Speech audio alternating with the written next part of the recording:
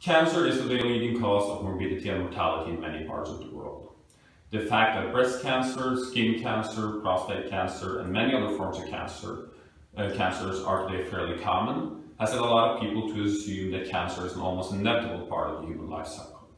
Is that a correct assumption? In order to answer that question, we need to ask ourselves another question, and that is, do organisms that live in a natural environment get cancer? So, observations as well as data collected by explorers and researchers indicate that cancer is rare among traditional people, such as for example hunter-gatherers, as well as among free-living animals of other species.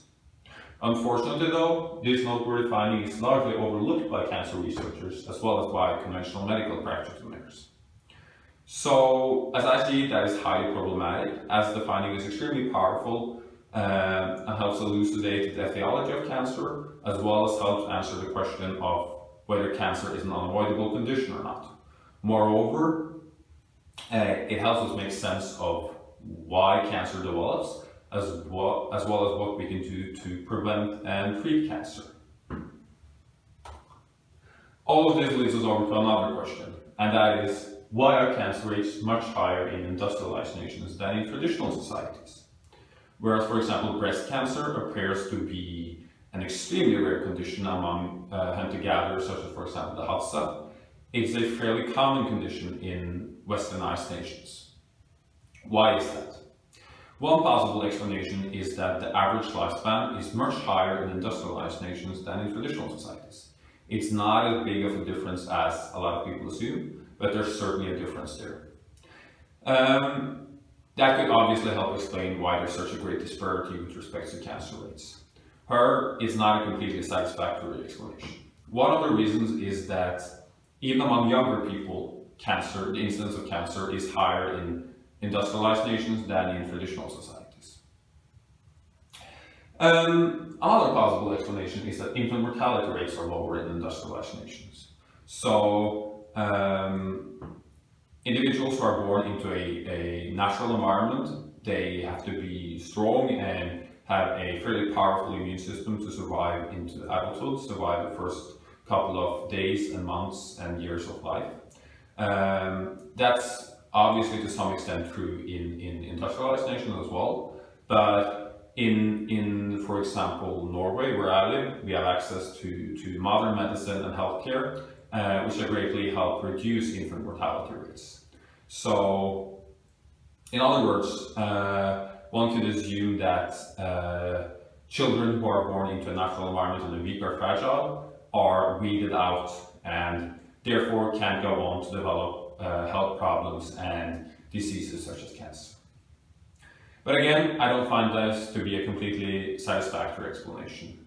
It certainly can't explain why there's such a great disparity with respect to cancer rates between industrialized nations and traditional societies. So, as I see it, there's no doubt that the primary reason why there is such a disparity with respect to cancer rates, the primary reason, it has to do with factors such as nutrition, exposure to pollutants, sun exposure, stress levels, microbial exposure, microbiome composition, physical activity levels, sleep environment and quality.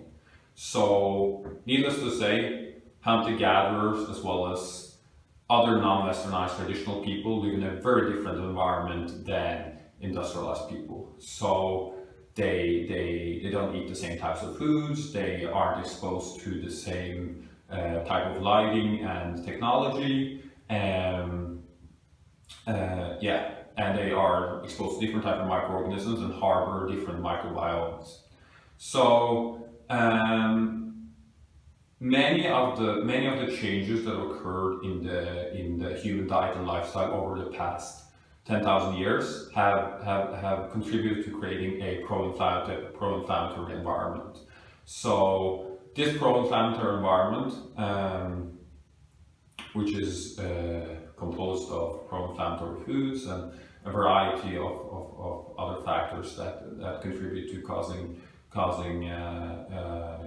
inflammatory processes to begin, have undoubtedly contributed to increasing the incidence of cancer in many parts of the world. So whereas hunter-gatherers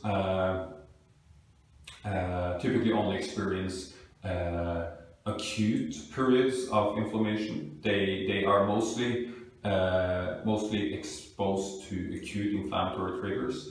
Many people living in industrialized nations are chronically inflamed, and they eat a unhealthy diet, and they don't get enough sleep, and they live in a in a way that we're not well adapted to live. So that can certainly help explain why there's such a great disparity with respect to cancer rates.